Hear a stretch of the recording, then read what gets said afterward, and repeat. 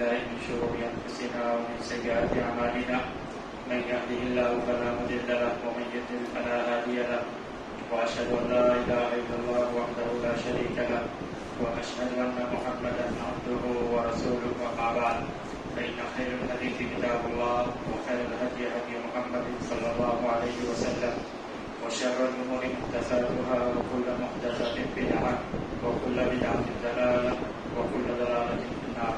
أعوذ بالله السميع العليم من الشيطان الرجيم. بسم الله الرحمن الرحيم.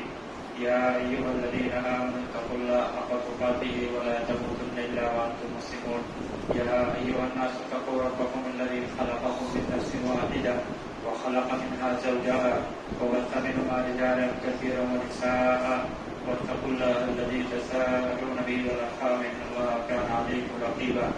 يا أيها الذين آمنوا اتقوا الله وقولوا قولا سديدا يصلح لكم أعمالكم ويغفر لكم ذنوبكم ومن يطع الله ورسوله فقد فاز فوزا عظيما. قال الله تبارك وتعالى في القرآن المجيد والفرقان الحميد. أعوذ بالله من الشيطان الرجيم. وقل لعبادي يقولوا التي هي أحسن إن الشيطان ينزغ بينهم إن الشيطان كان للإنسان عدوا مبينا. محترم حاضرین جمعہ، عزیز ماں اور بہنوں، خطبہ مسنہ کے بعد سورہ بنی اسرائیل کی ایک آیت آپ کے سامنے پیش کی گئی. اس آیت میں اللہ رب العالمین نے نبی کریم صلی اللہ علیہ وسلم کو اس بات کا حکم دیا کہ آپ میرے بندوں سے اللہ تعالیٰ کی خاص نصیحت، اللہ تعالیٰ کا خاص حکم بیان فرما دے، اور وہ یہ کہ وَقُلْ لِعِبَادِي يَقُولُ الَّتِي هِيَ أَحْسَنُ، کہ آپ میرے بندوں سے کہیے کہ وہ وہی بات کہے جو سب سے اچھی بات ہو، اپنی زبان سے وہی کلمہ نکالیں جو سب سے اچھا کلمہ ہو، وہ جملے نکالیں جو سب سے بہترین جملے ہو، ایسی بات کہیں جو بہترین بات کہلانے کے مستحق ہو. اس بات کا اللہ کے رسول صلی اللہ علیہ وسلم کے ذریعے سے ہمیں حکم دیا جا رہا ہے. یعنی یہ حکم تمام مسلمانوں کے لیے ہے، تمام مومنوں کے لیے ہے، تمام عورتوں کے لیے ہے، تمام مردوں کے لیے ہے، بڑوں کے لیے ہے، چھوٹوں کے لیے ہے. یہ تربیت کا ایک اہم اہم حصہ ہے، اہم پہلو ہے کہ آدمی اپنی زبان کی حفاظت کرنا سیکھے. اسی لیے یہاں پر اس بات کا پابند کیا. اور پھر اس حکم سے بغاوت، اس حکم کی نافرمانی، اس حکم کو نظر انداز کرنے کا جو نقصان ہو سکتا ہے اور ہوتا ہے اور ہم جھیلتے ہیں، اس کی طرف اشارہ فرمایا کہ ان الشیطان ینزغ بینہم، یقیناً شیطان ان کے درمیان یعنی میرے بندوں کے درمیان اختلافات ڈالتا ہے، تنازعات پیدا کرتا ہے، ان کے درمیان رنجشیں ہوتی ہے، ان کے درمیان دشمنی ہوتی ہے، ان کے درمیان عداوتیں ہوتی ہیں، بغض و حسد ہوتا ہے. اور ان الشیطان کان للانسان عدوا مبینا، شیطان ایسا کیوں کرتا ہے؟ اس لیے کہ شیطان انسان کا کھلم کھلا دشمن ہے. دوسری جگہ سورہ فاتر میں ارشاد فرمایا کہ ان الشیطان لکم عدو فاتخذوہ عدوا، کہ شیطان تمہارا کھلم کھلا دشمن ہے، لہذا تم اسے اپنا دشمن سمجھو. اگر آدمی کو انسانوں میں سے، اپنے آس پاس رہنے والوں میں سے، اپنے پڑوسیوں میں سے، اپنے متعلقین میں سے، اپنے دوستوں میں سے کسی کے بارے میں کہیں سے یہ بات پتہ چل جائے کہ وہ میری دشمنی میں رہتا ہے یا وہ مجھ سے دشمنی رکھتا ہے، اس کے دل میں مجھ سے دشمنی اور عداوت ہے، تو آدمی دھیرے دھیرے رشتے کمزور کرنا شروع کر دیتا ہے، تعلقات کم کر دیتا ہے، اور پہلی جیسی بات نہیں رہتی جو اس بات کے معلوم ہونے سے پہلے ہوا کرتی تھی. یعنی انسان اپنے انسانوں میں سے اگر کسی کی دشمنی کا اسے پتہ چل جائے تو اس سے بچنے کی ہر ممکن کوشش کرتا ہے کہ اگر اس کے دل میں مجھے تعلق سے دشمنی ہے تو وہ نقصان پہنچانے کا کوئی موقع ہاتھ سے جانے نہیں دے گا. شیطان تو ازلی دشمن ہے، شیطان تو ہمیشہ کا دشمن ہے. شیطان دنیا کے ساتھ ساتھ آخرت کو برباد کرنے والی دشمنی پر تلا ہوا ہے. اسی لیے فرمایا فاتخذوہ عدوا، اسے دشمن جانو، اسے دشمن سمجھو. اس طریقے سے دشمن سے بچنے کی ہر ممکن کوشش ہوتی ہے، ہر ممکن تدبیر ہوتی ہے، ہر طرح کی جدوجہد ہوتی ہے. یہی معاملہ شیطان کے حوالے سے تمہیں بھی یہی کردار ادا کرنا ہے. اور اس کے بہت سارے اسباب اور ذرائع میں سے بہترین ذریعہ اللہ کے رسول صلی اللہ علیہ وسلم کی بتائی ہوئی روزمرہ کی دعائیں ہیں. جتنی جگہ پر آپ کو دعاؤں کا تذکرہ ملے گا، صرف یہ نہیں کہ آپ کسی کام کے کرنے سے پہلے جو بتائی گئی دعا ہے وہ پڑھتے ہیں، یا کسی کام کے کرنے کے بعد بتائی گئی دعا وہ پڑھتے ہیں. تو اس میں صرف یہ نہیں کہ آپ ایک سنت کی ادائیگی کرتے ہیں یا ایک دعا کا اہتمام کرتے ہیں یا اللہ تعالیٰ سے رحمت، عافیت اور برکت اور رحمت کا سوال کرتے ہیں، بلکہ اس تمام تر پہلوؤں میں ایک سب سے اہم اور بنیادی مقصد دعاؤں کے بتانے اور دعاؤں کی پابندی کا اہتمام کرنے کا یہ ہے کہ آدمی اپنے تمام تر روزمرہ کے معمولات میں، شب و روز کے کام کاج میں، اپنے حقوق و فرائض کی ادائیگی میں شیطانی اثرات اور شیطانی نقصانات سے محفوظ رہے، اور یہ دعا کے بغیر ممکن نہیں ہے. مشہور روایات ہے نبی کریم صلی اللہ علیہ وسلم کی کہ آپ صلی اللہ علیہ وسلم نے ارشاد فرمایا کہ جب تم کھانے کے لیے بیٹھو تو بسم اللہ کہہ لو، اس لیے کہ جس کھانے پر اللہ کا نام نہیں لیا جاتا، شیطان وہاں پر اپنے ساتھیوں کے ساتھ حاضر ہوتا ہے کہ اس کھانے پر اللہ کا نام نہیں لیا گیا اور تمہارے لیے کھانا میسر ہے. رات میں سونے سے پہلے اپنے گھر کا دروازہ بند کرنے سے پہلے، بند کرتے وقت بسم اللہ کہہ لو. اگر بسم اللہ نہیں کہا جائے تو شیطان اپنے ساتھیوں کے ساتھ اس گھر میں بسیرا کرتا ہے کہ آؤ تمہارے لیے رات گزارنے کا ٹھکانہ میسر آ گیا. مطلب یہ ہوا کہ شیطان اپنی دشمنی نبھانے، اپنے دشمنی کو انجام دینے کا کوئی موقع ہاتھ سے جانے نہیں دیتا، اور فرمایا کہ فاتخذوہ عدوا، تم اسے اپنا دشمن سمجھو. یعنی جو تعلیمات اور احکامات شیطان سے بچنے اور حفاظت کے سلسلے میں تمہیں بتائی گئی ہے اس کا پورا اہتمام کرو. یہاں پر بھی فرمایا کہ ان الشیطان ینزغ بینہم، شیطان ان کے درمیان اختلافات ڈالتا ہے، تنازعات ڈالتا ہے. دونوں باتوں میں کافی فرق ہے. پہلے حکم دیا جا رہا ہے کہ زبان سے اچھی بات کہو، بہترین بات کہو، اور پھر نقصان بتایا جا رہا ہے کہ شیطان ان کے درمیان اختلافات ڈالتا ہے. مطلب یہ ہوا کہ زبان کی لاپرواہی، زبان کا غلط استعمال، زبان کا بے احتیاطی کے ساتھ استعمال، یہ اس بات کی طرف اشارہ کرتا ہے کہ شیطان اختلافات ڈالنے کا موقع پا گیا ہے. شیطان کے پاس اختلافات پیدا کرنے کا پورا موقع ہے اگر آدمی اپنی زبان کو کنٹرول نہ کرے، اپنی زبان کو محتاط نہ رکھے، اپنی زبان کی حفاظت نہ کرے. قرآن حدیث میں بے شمار تعلیمات آپ کو زبان کی حفاظت کے سلسلے میں ملے گی. بہت ساری عبادات، بلکہ تقریباً اکثر و بیشتر عبادات زبان پر ہی منحصر ہے. زندگی کے خوشیاں، زندگی کی رونقیں، زندگی کی اچھائیاں، زندگی کی راحتیں زبان کے صحیح استعمال پر موقوف ہے.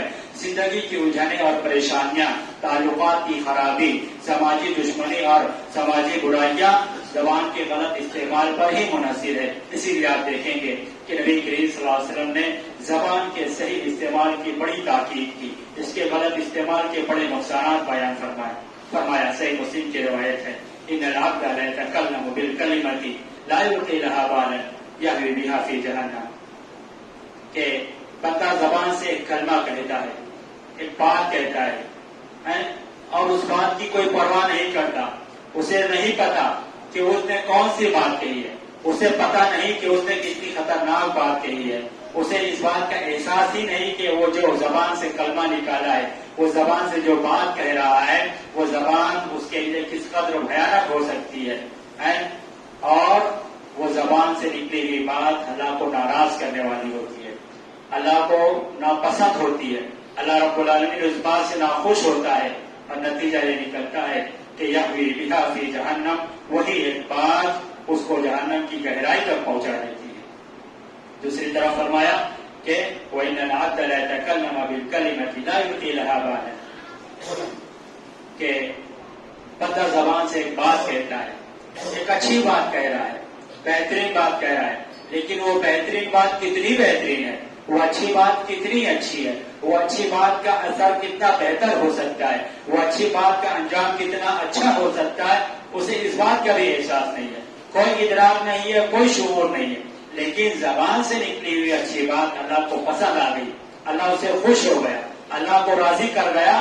اللہ رب العالمین اس کو درجات کی بلندی عطا کر دیا. رفع اللہ بہا درجات، اللہ رب العالمین اس ایک بات کی وجہ سے اس کے درجات کو بلند کر دیتا ہے. یعنی کل قیامت کے دن کے ہمارے انجام کا انحصار ہماری زبان کے آج کے استعمال پر ہے. ہم زبان کا کیسے استعمال کرتے ہیں اور ہماری زبان کا استعمال ہماری آخرت کے انجام کو، ہماری آخرت کے فیصلے کو طے کر رہا ہے. اللہ کے رسول صلی اللہ علیہ وسلم کے پاس ایک صحابی آتے ہیں، عمر دراز صحابی ہیں، بزرگ صحابی ہیں. کہتے ہیں کہ اللہ کے رسول، اسلام کے احکامات مجھ پر غالب آ گئے، یعنی اب میرے اندر وہ جسمانی طاقت اور قوت نہیں ہے کہ میں اللہ تعالیٰ کے احکامات پر پہلے جیسا عمل کر سکوں، اسلامی تعلیمات کو اپنے کردار میں ڈھال سکوں، لمبی لمبی نمازیں پڑھ سکوں، لمبی لمبی تلاوت کر سکوں، لمبا لمبا قیام کر سکوں، نفل و روزوں کا اہتمام کر سکوں، محنت مشقت کے ساتھ اللہ رب العالمین کی عبادت اور بندگی، اللہ کے حقوق کو ادا کر سکوں. اب پہلے جیسی بات نہیں رہی. آپ ایسی کوئی بات بتائیے، ایسی کوئی عبادت بتائیے، ایسی کوئی نصیحت کیجیے کہ میرے لیے نیکیاں کمانا اور اسلام کے احکامات پر عمل کرنا آسان ہو جائے. اللہ کے رسول صلی اللہ علیہ وسلم نے وہی زبان کا صحیح استعمال کہ لا یزال لسانک رطبا من ذکر اللہ، کہ تمہاری زبان اللہ رب العالمین کے ذکر سے ہمیشہ کر رہے، تم ہمیشہ اللہ کا ذکر کرنے کا اہتمام کرتے ہو، تمہاری زبان پر تکبیرات ہو، اللہ اکبر، تمہاری زبان پر تسبیحات ہو، سبحان اللہ، تمہاری زبان سے اللہ کی حمد و ثنا بیان ہو، الحمدللہ، تمہاری زبان سے اللہ رب العالمین کی وحدانیت کے کلمات بلند ہو، لا الہ الا اللہ، تمہاری زبان سے جنت کے خزانوں کی کلمات نکلتے ہو، لا حول ولا قوت الا باللہ. اپنی زبان کو اللہ کے ذکر سے تر رکھو. نیکیاں کمانا بھی آسان، اللہ کے نزدیک اپنے درجات کو بلند کرنا بھی آسان، اور اللہ رب العالمین کا قرب پانا بھی آسان ہے. معلوم یہ ہوا کہ صحابہ کرام عمر ہو چکی ہے، صحت اور جسمانی طاقت اور قوت اب ساتھ نہیں دے رہی ہے، لیکن جذبہ ایسا ہے، خواہش ایسی، لگن ایسی کہ اب بھی اسلامی تعلیمات سے دور نہ ہو. ہمارے پاس وقتی طور پر کوئی بیماری آ جائے، ہم ساری عبادتیں لپیٹ کر کنارے رکھ دیتے ہیں، ساری ذمہ داریوں سے سبکدوش ہو جاتے ہیں، اور اس کی کوئی فکر، کوئی احساس بھی نہیں ہوتا. اور یہی بیماری کے ایام میں، یہی پریشانی کے ایام میں آدمی کی ہاتھ سے دنیا جاتی ہے تو اس کو بڑا احساس ہوتا ہے، اس کو بڑی فکر لاحق ہوتی ہے. یعنی ہمارے نزدیک اسلامی احکامات کی کوئی اہمیت نہیں، اللہ رب العالمین کی عبادت اور بندگی کی کوئی اہمیت نہیں، اللہ رب العالمین کے ذکر کا کوئی اہتمام نہیں، کوئی اہمیت نہیں. اہمیت ہے، قدر و قیمت ہے تو وہی دنیا اور دنیا کی حقیر نعمتیں جو ہاتھ سے نکلتی ہے تو آدمی کو بڑا احساس ہوتا ہے، آدمی بڑا پریشان ہوتا ہے، آدمی کو بڑی فکر لاحق ہو جاتی ہے. کتنا نقصان ہو گیا، اتنے دن دکان نہیں کھلی، اتنے دن کام پہ نہیں جا سکے، اور وغیرہ وغیرہ. اللہ کے رسول صلی اللہ علیہ وسلم سے پوچھا گیا کہ اللہ کے رسول صلی اللہ علیہ وسلم یہ بتائیے کہ آدمی کس چیز کی وجہ سے سب سے زیادہ جنت میں داخل ہوگا. آپ نے زبان پکڑ کر فرمایا یہ آدمی اپنی زبان کی وجہ سے جنت میں جانے کا سب سے زیادہ مستحق ہو سکتا ہے. اور جب الٹا سوال کیا گیا کہ جہنم میں لے جانے والی چیز سب سے زیادہ کون سی ہو سکتی ہے، یہی زبان، کہ آدمی اپنی زبان کے غلط استعمال کی وجہ سے سب سے زیادہ جہنم میں ڈالا جائے گا. ایسی کیا چیزیں ہیں؟ آپ تھوڑا سا غور کریں کہ آدمی اپنی زبان کے صحیح اور غلط استعمال کیسے ہوتے ہیں. اللہ کے رسول صلی اللہ علیہ وسلم سے پوچھا گیا کہ ای المسلم افضل، کہ سب سے بہترین مسلمان کون سا ہے، سب سے بہترین اسلام کون سا ہے. آپ صلی اللہ علیہ وسلم نے یہی زبان کا استعمال فرمایا کہ المسلم من سلم المسلمون من لسانه ويده، کہ بہترین مسلمان وہ مسلمان ہے، بہترین مومن وہ مومن ہے کہ جس کی زبان سے اور جس کے ہاتھ اور پیر سے دوسرے مسلمان محفوظ رہتے ہیں. اس کی زبان سے بات نکلتی ہے تو اچھی بات نکلتی ہے، وہ اپنے مسلمان بھائیوں کو مشورے دیتا ہے، اچھے مشورے دیتا ہے، وہ اپنے مسلمان بھائیوں کی مشکلات اور پریشانیوں میں انہیں تسلی دیتا ہے، ان کے حوصلے کی بات کرتا ہے. وہ اپنی زبان سے اللہ رب العالمین کے کلام کی تلاوت کرتا ہے، وہ اپنی زبان سے اللہ رب العالمین کا ذکر کرتا ہے، وہ اپنی زبان سے امر بالمعروف نہی عن المنکر کا فریضہ انجام دیتا ہے، وہ اپنی زبان سے لوگوں کے لیے دعائیہ کلمات نکالتا ہے، وہ اپنی زبان سے لوگوں کے لیے بھلی اور اچھی باتیں کہتا ہے، وہ اپنی زبان سے لوگوں کے لیے نفع بخش مشورے دیتا ہے. یہ مسلمان کی زبان ہے کہ اس کی زبان سے کسی کو کوئی تکلیف نہیں ہوتی، اس کی زبان سے پھول جھڑتے ہیں، اس کی زبان سے خوشبو آتی ہے، اس کے کردار سے خوشبو آتی ہے. یہ مسلمان ہے جو اپنی زبان کے صحیح استعمال سے اپنے دین کی ترجمانی کرتا ہے، اپنے نبی کی سنتوں کا احیا کرتا ہے، اپنی نبی کی سنتوں کو زندہ کرتا ہے، لوگوں کو نیکی کی طرف رغبت دلاتا ہے، لوگوں کے اندر برائیاں ہیں اس برائیوں کو ختم کرتا ہے، اور ان تمام تر معاملے میں زبان سب سے اہم کردار ادا کرتی ہے.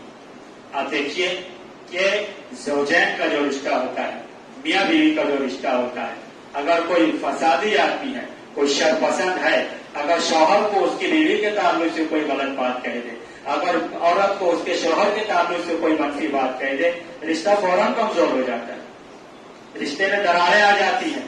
اور اگر بات کا تصفیہ نہ کیا جائے، معاملے کی تحقیق نہ کی جائے اور معاملے کو سنجیدگی کے ساتھ بہتر طریقے سے حل نہ کیا جائے تو بات رشتے کے ختم ہونے اور طلاق تک پہنچ جاتی ہے. کیا ہوا؟ زبان کا تھوڑی دیر کے لیے غلط استعمال اپنا اثر دکھا گیا کہ اب پہلے جیسی محبت نہ رہی، پہلے جیسی خوشحالی نہ رہی اور پہلے جیسی قربانی کا جذبہ نہ رہا. اولاد نافرمان ہے تو اولاد کی نافرمانی کا سب سے بڑا مظہر اولاد کی زبان کا غلط استعمال، اولاد کا زبان دراز ہونا، اولاد کا اپنے والدین کے ساتھ منہ چلانا، اولاد کا اپنی زبان کے ذریعے سے منہ درازی کرنا، زبان درازی کرنا. یہی تو ہے کہ اگر کسی کی اولاد اس کے والدین کے سامنے زبان درازی کرے تو لوگ کہتے ہیں کہ نافرمان اولاد. زبان کا غلط استعمال آدمی کی تربیت کا پتہ دیتی ہے، زبان کا غلط استعمال آدمی کے اخلاق و کردار کا پتہ دیتی ہے، زبان کا غلط استعمال آدمی کے اپنے گھر کے ماحول کا پتہ دیتی ہے، زبان کا غلط استعمال اولاد کے ذریعے سے نکلے ہوئے الفاظ، اولاد کے ذریعے سے نکلی ہوئی باتیں والدین میاں بیوی کے درمیان، گھر کے سرپرستوں کے درمیان ہونے والی بات چیت اور گفتگو کے انداز کو بتا دیتی ہے کہ ایسی زبان استعمال کرتا ہے، یعنی اس کے گھر میں ایسی زبان استعمال ہوتی ہے، یہ ایسی باتیں کہتا ہے، اس کے گھر میں ایسی باتیں ہوتی ہے، یہ ایسے کلمات کہتا ہے، اس کے گھروں میں ایسے الفاظ استعمال ہوتے ہیں.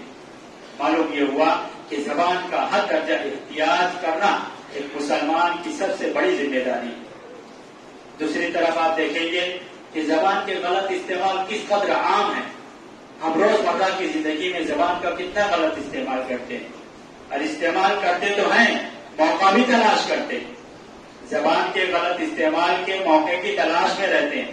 اللہ کے رسول صلی اللہ علیہ وسلم نے ارشاد فرمایا، عبداللہ بن مسعود رضی اللہ عنہ کہتے ہیں، صحیح مسلم کی روایت ہے کہ ایاکم والکذب، کہ جھوٹ سے بچو، فإن الکذب یہدی الی الفجور، جھوٹ برائی کی طرف لے کر جاتا ہے، وإن الفجور یہدی الی النار، اور برائی جہنم کی طرف لے کر جاتی ہے، وإن العبد، اور بندہ جھوٹ کہتا ہے، یکذب ویتحری الکذب حتی یکتب عند اللہ کذابا، جھوٹ کہتا ہے، جھوٹ کی تلاش میں رہتا ہے، یہاں تک کہ اللہ کے نزدیک کذاب لکھ دیا جاتا ہے. اور علیکم بالصدق، سچائی کو لازم پکڑو، فإن الصدق یہدی الی البر، سچائی نیکی کی طرف لے کر جاتی ہے، وإن البر یہدی الی الجنہ، اور نیکی جنت کی طرف لے کر جانے والی ہے. اور آدمی سچ کہتا ہے اور سچ کی تلاش میں رہتا ہے، یہاں تک کہ اللہ کے نزدیک صدیق لکھ دیا جاتا ہے. اس روایت کو دیکھیں کہ اللہ کے رسول نے دونوں جگہ زبان کے غلط استعمال سے بہت تاکید کے ساتھ منع کیا، بہت سختی سے منع کیا، اور اس کے نقصانات کو پہلو در پہلو بیان بھی کیا، اور زبان کے صحیح استعمال کو لازم پکڑنے کی سخت نصیحت کی، تاکید کی، اور اس کا جو فائدہ حاصل ہوگا دنیا میں اور آخرت میں اور اللہ کے نزدیک، اس کو بھی درجہ بدرجہ بیان کیا. اب آدمی سوچے کہ آدمی کی زبان سے جھوٹ نکل جائے یا آدمی کو جھوٹ کہنا پڑے، یہ الگ چیز ہے، یہ بھی گناہ ہے. جھوٹ بولنے کی جو صورتیں، جو 3 مقامات جائز بتائے گئے، اس کے علاوہ آدمی کہیں بھی جھوٹ بولے وہ گنہگار ہوگا. اور قرآن میں اللہ رب العالمین نے صاحب ارشاد فرمایا، لعنت اللہ علی الکاذبین، جھوٹوں پر اللہ کی لعنت ہے. جھوٹ بولنے پر لعنت کی بددعا کی گئی، اللہ کی لعنت اور پھٹکار کی وعید سنائی گئی. یہ اس کے کبیرہ گناہ ہونے کی بہت بڑی دلیل ہے. یعنی جھوٹ چھوٹا موٹا گناہ نہیں ہے، یہ کبیرہ گناہوں میں سے، یہ سچی توبہ کے بغیر معاف نہیں ہوگا، یہ خالص توبہ کے بغیر یہ گناہ آپ کے نامہ اعمال سے دھلا نہیں جائے گا. یہ نامہ اعمال میں اس وقت تک باقی رہے گا جب تک اللہ کے سامنے ہاتھ اٹھا کر گڑگڑایا نہ جائے اور خلوص دل کے ساتھ اللہ کے سامنے توبہ نہ کی جائے اور آئندہ جھوٹ سے بچا نہ جائے. اور آدمی جھوٹ کی تلاش میں رہتا ہے. اللہ کے رسول صلی اللہ علیہ وسلم نے ارشاد فرمایا. اب آدمی سوچے کہ جھوٹ کی تلاش، ہم موقع تلاش کرتے ہیں جھوٹ بولنے کا. وہ کیسے کہ ہم کوئی گناہ کا کام کرتے ہیں اور پہلے سے ہی ذہن میں منصوبہ بنا لیا کہ اگر کوئی دیکھ لیا تو یہ کہہ دیں گے، کسی نے پوچھ لیا تو یہ بول دیں گے. یہ جھوٹ کو تلاش کرنا ہے کہ آدمی خود غلط کرے، غلط راستے پر رہے، غلط لوگوں کے ساتھ رہے، گناہ پر گناہ کرے اور پہلے سے پوری پلاننگ ذہن میں ہے کہ کون کیسا سوال کرے گا تو کیسے جھوٹ بولنا ہے. آدمی عام معاملات، عام بول چال میں بھی جھوٹ بولتا ہے، جھوٹی گواہی دیتا ہے. جھوٹی گواہی کے بارے میں اللہ کے رسول صلی اللہ علیہ وسلم ایک لگا کر بیٹھے ہوئے تھے اور فرمایا کہ کیا میں تمہیں بڑے بڑے گناہ نہ بتاؤں، کبیرہ گناہ نہ بتاؤں؟ صحابہ کرام نے کہا کہ بتائیے. اور پوچھنے کا مطلب تھا کہ ہم اس سے بچیں. ہم صرف معلوم کر لیتے ہیں کہ ہاں یہ کبیرہ گناہ ہے، بچ گئے اگر اللہ کی توفیق سے تو اس پر بڑے کوشش اور اس سلسلے میں جدوجہد نہیں ہوتی. تو اللہ کے رسول صلی اللہ علیہ وسلم نے شرک کا تذکرہ کیا، والدین کی نافرمانی کا تذکرہ کیا اور پھر اس کے بعد ایک لگا کر بیٹھے ہوئے تھے، آپ سیدھے ہو گئے. یہ بات کہنے کے انداز کی طرف اشارہ ہے. ابو بکر رضی اللہ عنہ نے آپ صلی اللہ علیہ وسلم کے بات کرنے کی کیفیت اور انداز کو بھی بیان کیا کہ آپ ایک لگا کر بیٹھے ہوئے تھے پھر آپ سیدھے ہو گئے. یعنی آدمی اگر لیٹے لیٹے کوئی بات کہہ رہا ہے اور پھر آدمی بات کرنے کے دوران کوئی اہم بات کہنا ہوتا ہے تو وہ اٹھ کے بیٹھ جاتا ہے. آدمی ٹیک لگائے ہوئے تو وہ ٹیک چھوڑ دیتا ہے. آدمی بیٹھا ہوا ہے تو کھڑا ہو جاتا ہے. یعنی اب وہ جو بات کہنے جا رہا ہے وہ بہت اہم ہے. ایسی اللہ کے رسول صلی اللہ علیہ وسلم نے کیا کہ اللہ انبئکم باکبر الکبائر، کبیرہ گناہ کا جب تذکرہ کیا تو شرک اور والدین کی نافرمانی کے بعد اللہ کے رسول صلی اللہ علیہ وسلم نے ارشاد فرمایا اللہ وقول الزور و شہادت الزور، اللہ وقول الزور و شہادت الزور. آپ بار بار یہی کہتے رہے. صحابی رسول کہتے ہیں کہ ہم نے خواہش کی، ہم سوچنے لگے کہ آپ خاموش ہو جاتے. یعنی بار بار بڑی تاکید کے ساتھ بیان کر رہے ہیں کہ دیکھو جھوٹ بات کہنا اور جھوٹی گواہی دینا بہت بڑا گناہ ہے. جھوٹ بات کہنا اور جھوٹی گواہی دینا بہت بڑا گناہ ہے. یہ بار بار بڑی شدت کے ساتھ، بڑی تکرار کے ساتھ بیان کر رہے ہیں کہ زبان کا جتنا غلط استعمال کرو گے اس قدر خطرناک گناہ میں مبتلا ہو جاؤ گے. اور آدمی کس قدر جھوٹی گواہی ہے، جھوٹے معاملات ہے، لین دین ہے اور آدمی کاغذی معاملات ہیں، اسی طرح کے گھریلو معاملات ہیں. گواہی دینے کی بات آئی تو آدمی خود سے کہتا ہے کہ آپ ایسا کام کریں گواہی میں دوں گا، یعنی میں کبیرہ گناہ کروں گا، میں اللہ کی لعنت مول لینے کے لیے تیار ہوں. لین دین کے معاملے میں جھوٹی گواہی کا معاملہ آیا. آج اپنے کسی قریبے سے بات کیا، ابھی اس نے کہا بھی نہیں، وہ خود پیشکش کر دیا. یہ جھوٹ کی تلاش. روزمرہ کے معاملات میں آدمی نہ جانے کتنے گناہ کما لیتا ہے اور اپنی آخرت کی بربادی کی طرف اس کے قدم بڑھ رہے، اس کو احساس نہیں ہے. یہ زبان کا غلط استعمال. غیبت زبان سے ہوتی ہے، چغلی زبان، جھوٹے الزامات زبان، یہ زبان کے غلط استعمال ہے. اور کوئی گناہ چھوٹا گناہ نہیں ہے.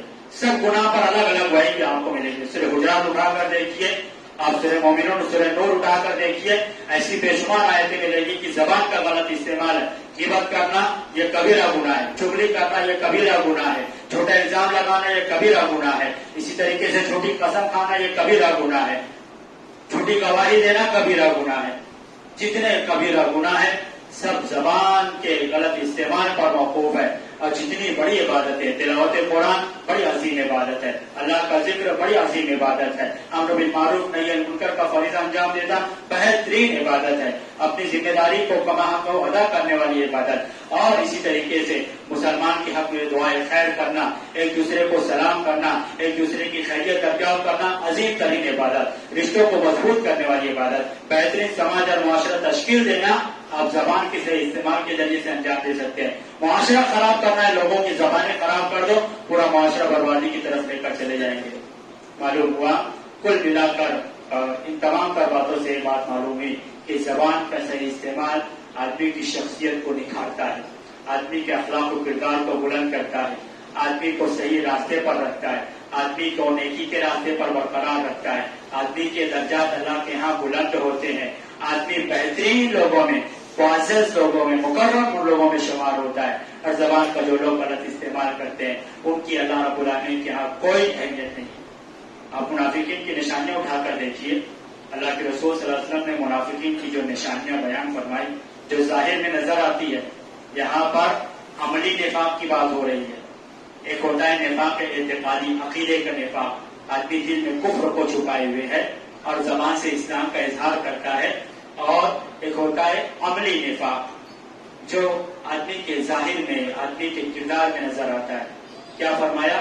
آیت المنافق ثلاث، اور دوسری روایتوں میں مزید نشانیوں کا، مزید علامات کا تذکرہ ہے کہ اذا حدث کذب، منافق بولتا ہے تو جھوٹ بولتا ہے، وَإِذَا خَاصَمَ فَجَرَ، لڑائی جھگڑا کرتا ہے تو گالی گلوچ کرتا ہے، وَإِذَا عَاهَدَ غَدَرَ، معاہدہ کرتا ہے تو غداری کرتا ہے، وَإِذَا اؤْتُمِنَ خَانَ، امانت میں خیانت کرتا ہے۔